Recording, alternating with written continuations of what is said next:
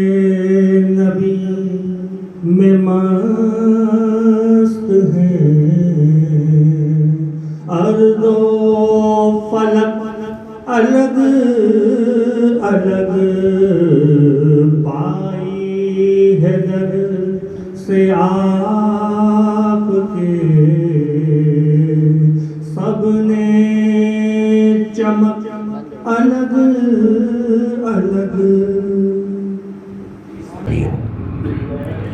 والصلاة والسلام على سید الانبیاء والمرسلین وعلى آلہ واصحابہ وازواجہ واہل بیتہ واولیاء امتہ وعلماء ملتہ اجمعین۔ قال اللہ تبارک و تعالی فی القرآن المجید یا ایھا الانسان انک کادح الی ربک کدحا فملاقہ۔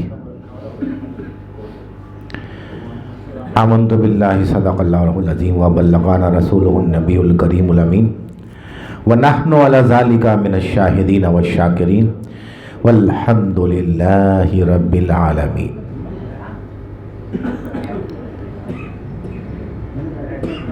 ان اللہ وملائکتہ یصلون علی النبی یا ایھا الذین آمنوا صلوا علیہ وسلموا تسلیما۔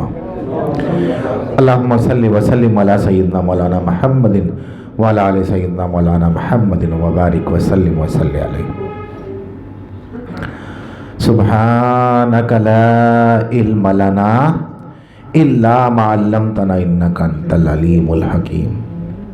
رب اشرح لی صدری ویسر لی امری واحلل عقدۃ من لسانی یفقہوا القول۔ یا مقلب القلوب ثبت قلوبنا علی دینک ثبت قلوبنا علی طاعتک۔ میرے معزز اور محترم بزرگوں، دوستوں، دلبندوں، السلام علیکم ورحمۃ اللہ وبرکاتہ۔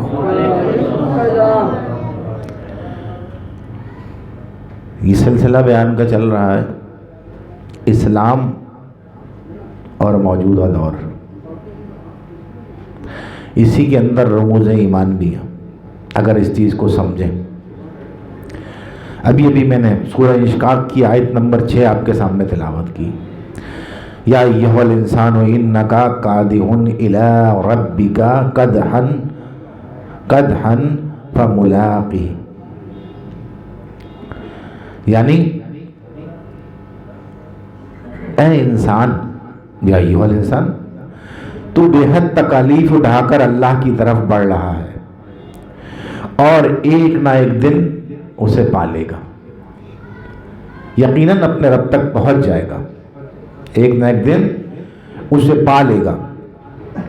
اب غور کریں، اسلامی زندگی قربانیوں کا نام ہے، نفس کے خلاف۔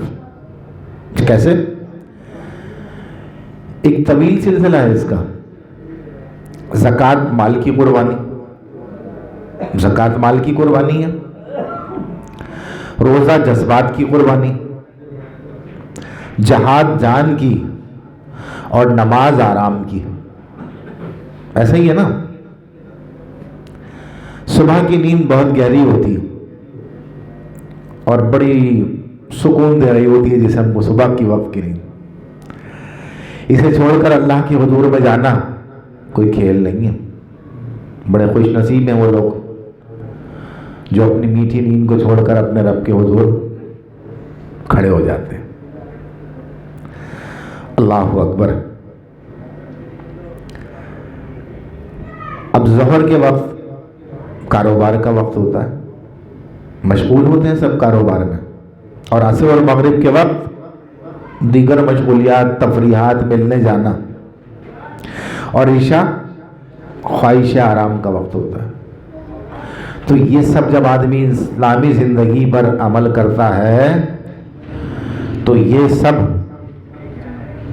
قربان کر دیتا ہے۔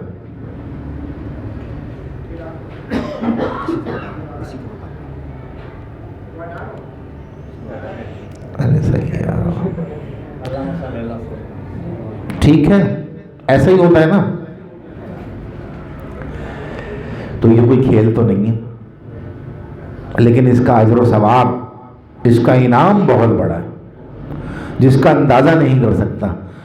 ورنہ تو پھر یہ انسان کہے گا کہ اے کاش کہ ہم ہر وقت یہی کرتے رہتے جب اس کا اجر دیکھے گا.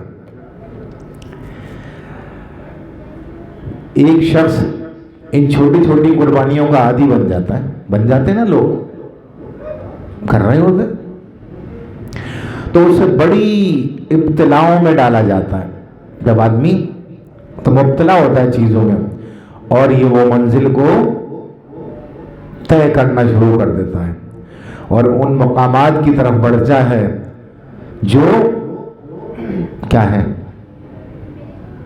جو مقصود آدم ہے، آدم کی تخلیق کا جو مقصد ہے اس طرف بڑھتا ہے. وہ ایسا ہی ہوتا ہے نا.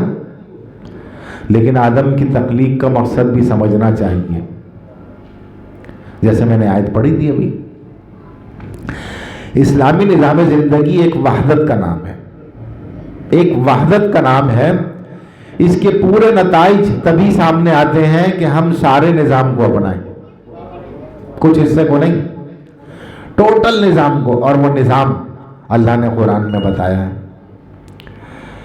اس نظام کے اجزاء کیا ہیں؟ کیا ہیں؟ ہم مسلمان ہیں، ہمیں پتہ ہونا چاہیے نا کہ جو ہمیں نظام دیا گیا اس کے اجزاء کیا ہیں. سب سے پہلے ایمان، اس کے بعد صلاۃ یعنی نماز، اس کے بعد روزہ، اس کے بعد زکوٰۃ، پھر حج، پھر جہاد. بے پناہ علم، محبت، عدل، احسان، خدمت انسان وغیرہ وغیرہ، یہ سب اس نظام کا حصہ ہیں جو، اور یہ نظام دنیا کے کسی مذہب نے نہیں دیا. جو لوگ چند ارکان کو اپنا کر، میں دیکھیں اکثر یہی بات کرتا ہوں نا، جو لوگ چند ارکان کو اپنا کر اور بے نیاز ہو جاتے ہیں، سمجھتے ہیں ہم نے تو بہت بڑا مار کا سر کر لیا، بس اب تو ہم سے اچھا کوئی ہے نہیں. مثلا نماز ادا کرنے کے بعد یہ سمجھتے ہیں کہ وہ باقی تمام فرائض سے سبکدوش ہو چکے ہیں. ایسا ہی ہے نا. اب دیکھیے سورہ بقرہ آیت نمبر 177، لمبی آیت ہے. اس میں اللہ کیا فرما رہا ہے؟ لیس البر ان تولوا وجوہاکم قبل المشرق والمغرب ولکن البر من آمن باللہ والیوم الآخر والملائکۃ والکتاب والنبیین وآتى المال على حبه ذوي القربى واليتامى والمساكين وابن السبيل والسائلين وفي الرقاب وأقام الصلاة وآتى الزكاة والموفون بعهدهم إذا عاهدوا والصابرين في البأساء والضراء وحين البأس اولئک الذین صدقوا واولئک هم المتقون. سورہ بقرہ کی آیت نمبر 177. اس میں ٹوٹل کرائیٹیریا احکامات اسلامی کا بتا دیا گیا. جب تم ایمان لے آؤ تو یہ تمام چیزوں پر عمل کرنا تم پر لازم ہے. سمجھ رہے میری بات جو میں سمجھانا چاہ رہا ہوں؟ اب اس کا ترجمہ آپ کے سامنے پیش کرتا ہوں. رخ مشرق یا منہ مشرق یا مغرب کی طرف پھیرنا ہی نیکی نہیں ہے. ہم یہ سمجھتے ہیں کہ ہم نے مشرق یا مغرب کی طرف رخ کر لیا، نماز میں کرتے ہیں نا، تو یہی نیکی نہیں ہے. یہ سمجھ کے آدمی فارغ التحصیل نہیں ہو گیا، اپنے معاملات سے بری ذمہ نہیں ہو گیا، اسلام پر پورا عمل کرنے والا نہیں ہو گیا.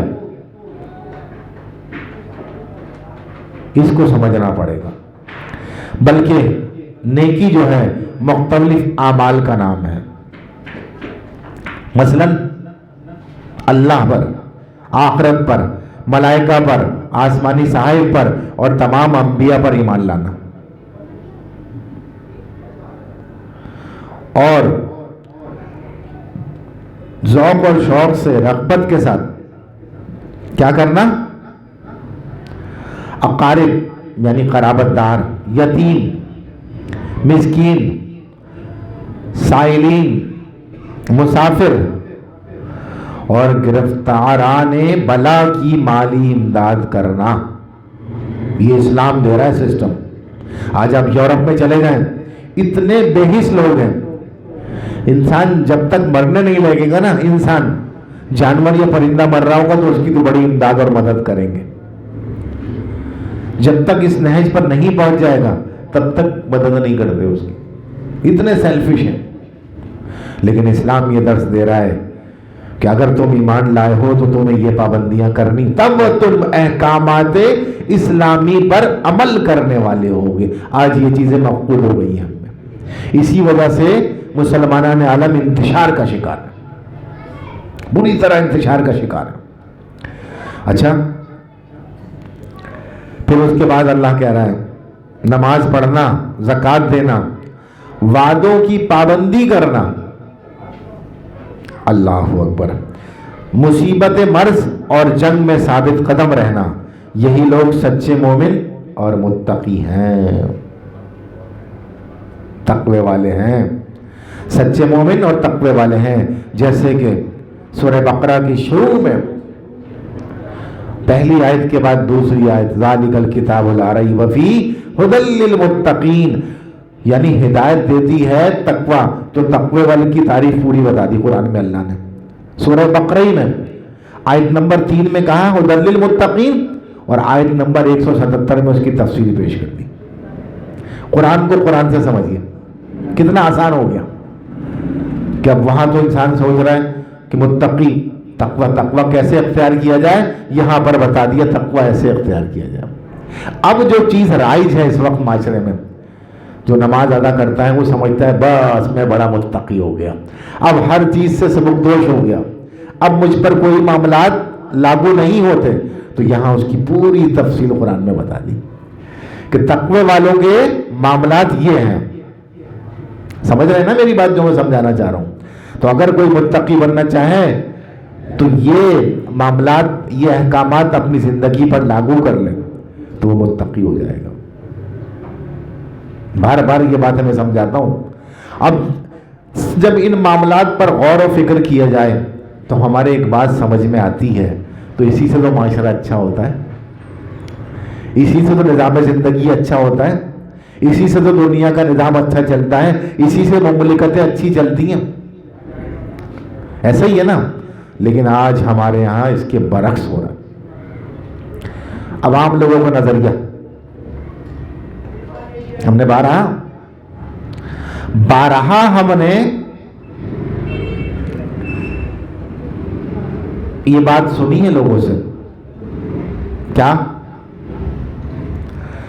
کہ مسلمان یہ اعتراض کرتا ہے، مسلمان جو کہتا ہے اپنے آپ کو یہ اعتراض کرتا ہے. سنا ہے آپ نے؟ ابھی میں بتاؤں گا تو آپ کے سمجھ میں آ جائے گا. فلاں نمازی فلاں جرم میں پکڑا گیا.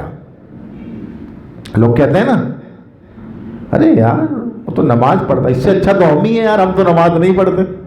ایسے کہتے ہیں لوگ. یہ ہمارے معاشرے میں رائج ہو گیا ہے، نس تس میں بیٹھ گیا. فلاں حاجی عرب سے سونا چورا کر لیا ہے، ارے یار ایسے حج کا کیا فائدہ، وہ تو دیکھو اس کا مقصد حج نہیں کرنا چاہیے. تنقید کس پر کر رہے ہیں؟ نماز پہ، حج پر، کردار پر نہیں کر رہے. کیسی سوچ ہے، کیسی خراب سوچ ہے. اللہ اکبر. اسی لیے نماز اور حج بیکار. اور اعتراض کرنے والے یہ نہیں سوچتے کہ نماز اور حج گناہوں کی بخشش کا ذریعہ.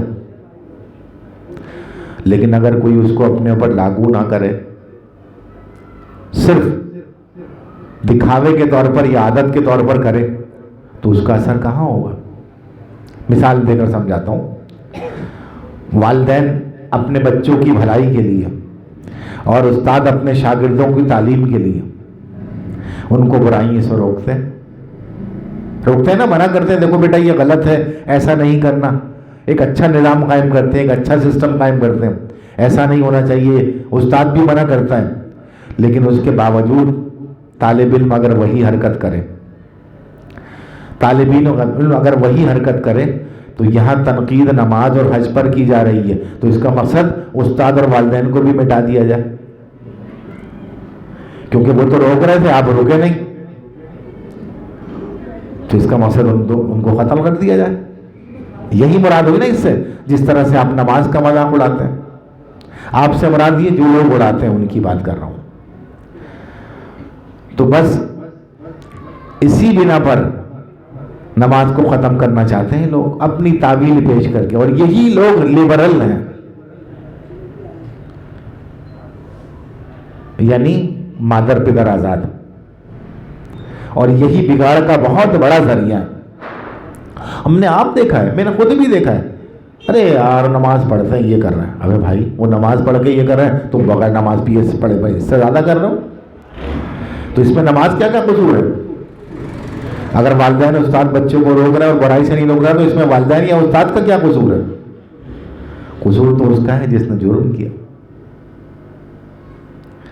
تو اس چیز کو سمجھنا چاہیے. اللہ اکبر. اگر کوئی نمازی ارتکاب گناہ سے صلاۃ کی توہین کر رہا ہے, تو آپ گناہ کو ختم کریں, نہ کہ نماز کو. آپ گناہ گار کو ختم نہیں کریں گے, گناہ گار کے گناہ کو ختم کریں گے.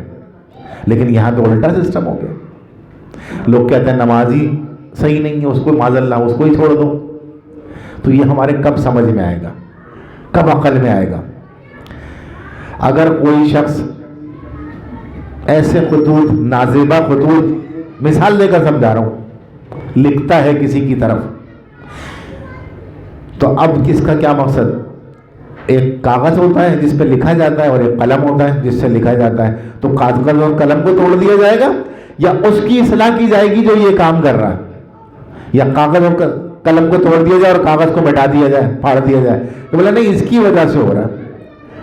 تو ہوا نا سراسر جہالت پلے درجے کی. تو زندگی میں تو پھر بگاڑ پیدا ہونا ہی ہے. تو جہاں یہ سوچ, جیسے ابھی اس وقت آپ کی سلطنت میں یہی سوچ پیدا ہے, جس کی وجہ سے اس دوراہے پر پوری قوم پہنچ گئی ہے. پوری قوم, ہر طرف افلاس کا عالم ہے, لوگ پریشان ہیں, مہنگائی کا افریت کھائے چلا جا رہا ہے, جو کہ قابو میں نہیں آ رہا. تو وجہ اس کی یہی ہے کہ آپ نے برائی مٹانے کے بجائے کہ برائی کو ختم کیا جائے, آپ نے جن میں برائی تھی ان کو ہی ختم کرنا شروع کر دیا. تو پھر تو سسٹم ہی ٹوٹ جائے گا, پورا تباہ و برباد ہو جائے گا. جو میں سمجھاتا ہوں اس کو سمجھیں اور اپنی زندگی میں امپلیمنٹ کریں. بہت کام کی باتیں ہیں یہ. اللہ اکبر. اب ایک نمازی, اس کی چوری کے سبب سے, ایک نمازی کی چوری کے سبب سے نماز کو آپ نے دھوکہ دے دیا, لیکن وہ روٹی کھاتا ہے نا, روٹی, پانی پیتا ہے, روزگار کماتا ہے, اور دیگر کام کرتا ہے, لوگوں سے ملتا جلتا ہے. اس کے کسی گناہ کو صرف نماز کی طرف منسوب کرنا تو انتہائی غلط ہے. باقی چیزوں کی طرف بھی منسوب کر دو, ایسا ہی ہے نا. اللہ اکبر. لیکن بات دراصل یہ ہے کہ ہم حقیقت نہ جاننا چاہتے ہیں اور نہ درست کرنا چاہتے ہیں, اس وجہ سے یہ بگاڑ ہے. اب ہم اس قاتل کو کیا کہیں گے جو شب گزشتہ میں کھائی ہوئی دال کو وجہ قتل بتائے؟ کسی کو قتل کر دیا اور کہہ رہا ہے یہ جو قتل ہوا ہے یہ تو شام کو جو دال کھائی تھی اس کی وجہ سے ہوا. ہم کیا کہیں گے؟ اور اس چور کے متعلق کیا رائے قائم کریں گے جو اپنی کسی نماز کو چوری کا محرک قرار دیتا ہے؟ کہ چوری میں نے نماز کی وجہ سے کی، کیا کہیں گے اس کو؟ یعنی کہ اگر گائے کسی کو ٹکر مار دے اور وہ بندہ مر جائے تو کیا گائے کو پھانسی دی جائے گی؟ گائے کو پھانسی دی جائے گی؟ نہیں دی جائے گی۔ کیوں نہیں دی جائے گی؟ اس پر امپلیمنٹ ہی نہیں ہوتا۔ تو چیزوں کو سمجھنا چاہیے۔ امام غزالی احیاء العلوم میں فرماتے ہیں کہ جب ایک عابد ذکر خدا کو اپنا معمول بنا لیتا ہے تو رفتہ رفتہ اسے بدی سے نفرت ہو جاتی ہے، رفتہ رفتہ اسے بدی سے نفرت ہو جاتی ہے، اور کوئی ترغیب اسے گناہ کی طرف مائل نہیں کر سکتی۔ وہ منزل ہے جہاں اللہ اس کے دل کو اپنے دست قدرت میں لے لیتا ہے۔ جاؤ تو صحیح رب کی طرف، سمجھو تو صحیح، پھر اللہ تبارک و تعالیٰ اس کے قلب کو اپنے دست قدرت میں لے لیتا۔ جیسے ہم کہتے ہیں نا مٹھی میں لے لیا، اسی طرح سے اس کے قلب کو اپنے دست قدرت میں لیتا ہے، وہ ماں سوا سے بے نیاز ہو جاتا ہے۔ اللہ اکبر۔ اور بعد از مرگ اس کی روح زندہ و پائندہ قوت بن جاتی ہے۔ دو حصے ہیں نا انسان کے جسم کے، تو روح اس کی زندہ اور پائندہ قوت بن جاتی ہے۔ مومن کی یہ حالت خدا کی طرف سفر کہلاتی ہے، رب کی طرف سفر، مومن کی یہ حالت۔ انسان کے ان رفیع و جلیل مقامات کو وہ لوگ کیا جانے ہیں جو نماز کو شغل بے کراں اور اپنے آپ کو خدا اور رسول سے زیادہ دانا سمجھتے ہیں، زیادہ عقل مند سمجھتے ہیں، وہ لوگ کیا جانے اس کو۔ اور آج ہم بھی اسی قسم کے فریب میں مبتلا ہوئے ہیں۔ اب میں اس کی مثال دے کر سمجھاتا ہوں۔ اللہ نے منع کیا کہ سود نہ کھاؤ، حرام ہے نا؟ ہم کیا کہتے ہیں؟ پورے لوگ تو کھا رہے ہیں، سارا نظام تو چل رہا ہے، تو اس کا مقصد ہم اللہ سے زیادہ جانتے ہیں، اس کے پورے کھا رہے ہیں تو یہ بات صحیح ہو جائے گی۔ یعنی کہ ایک استبل کے اندر ایک طرف 40 گدھے ہیں اور ایک طرف 20 گھوڑے ہیں، تو پورے نظام میں تو گدھوں کی تعداد زیادہ ہے تو گدھے گھوڑوں سے افضل ہو جائیں گے۔ ایسا کیسے ہو سکتا ہے؟ تو در پردہ ہم سمجھتے نہیں ہیں، لیکن ہم در پردہ اسی چیز کے محرک ہو رہے ہوتے ہیں، اسی چیز پر عمل کر رہے ہوتے ہیں کہ اللہ کے قانون کو جہاں بھی پسے پوچھ ڈالتے ہیں، یہ کہہ دیتے ہیں یار سارا جہان تو کر رہا ہے، یار سبھی تو کر رہے ہیں، تو آپ اس سے بری ذمہ نہیں ہوں گے، یہ بات یاد رکھو۔ دو گالی بکنے والے ایک دوسرے کو گالی بک رہے ہیں تو بڑے خوش ہو رہے ہیں، ایسا ہی ہوتا ہے نا؟ تو یہ تو تباہی، یہی تو بربادی ہے، یہی تو برائی ہے۔ رشوت خور، کسی نے کہا تم رشوت لیتے ہو، کہنا وہ بھی تو لیتا ہے، یار یہاں تو سسٹم ہی ایسا ہے، یہ تو ہمارا حق ہے۔ تو اب جب اس نے یہ کہا تو اس کا مقصد اس نے اللہ کے قانون کا انکار کیا اور وہ گناہ پر ڈٹ۔ اب جب گناہ پہ ڈٹ جائے تو پھر اللہ سے جنگ ہو جاتی ہے اس کی، پھر اللہ اسے نہیں چھوڑتا۔ وَإِنَّ بَطْشَ رَبِّكَ لَشَدِيدٌ، اس کی پکڑ ایسی آتی ہے کہ اس کو پتہ بھی نہیں چلتا، ایسی پکڑ آتی ہے۔ اللہ رحم فرمائے، اللہ کرم فرمائے۔ تو بات یہی ہے کہ اپنی رائے کو اللہ اور اس کے رسول کی رائے پہ فوقیت دینے لگتا ہے آدمی۔ دیکھیں میں نے ایسے سب نے کہا کون ایسا، ہر آدمی یہاں کر کے، لیکن ایک مثال دی تو سب کے سمجھ میں آ گیا کہ فوقیت تو دے رہے ہیں کہ بھائی اللہ نے منع کیا ہے نہیں کرو، بولے سب کر رہے ہیں تو ہم بھی کریں گے، تو پھر آپ نے کہاں مانی بات؟ اس بات کو تو نہیں، در حقیقت آپ وہی کہہ رہے ہیں جو سب کر رہے ہیں کہ یار یہ سب کر رہے ہیں تو یہ درست ہو گیا۔ اور یہی وجہ ہے معاشرے میں بگاڑ کی، گھروں میں بگاڑ کی، اداروں میں بگاڑ کی،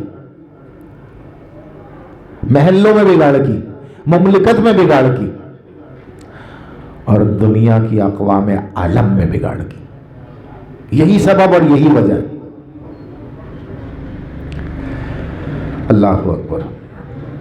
الہی ہر جگہ تیری عطا کا ساتھ ہو، جب پڑے مشکل شہ مشکل کشا کا ساتھ ہو، یا الہی بھول جاؤں نزع کی تکلیف کو، شادی دیدار حسن مصطفیٰ کا ساتھ ہو۔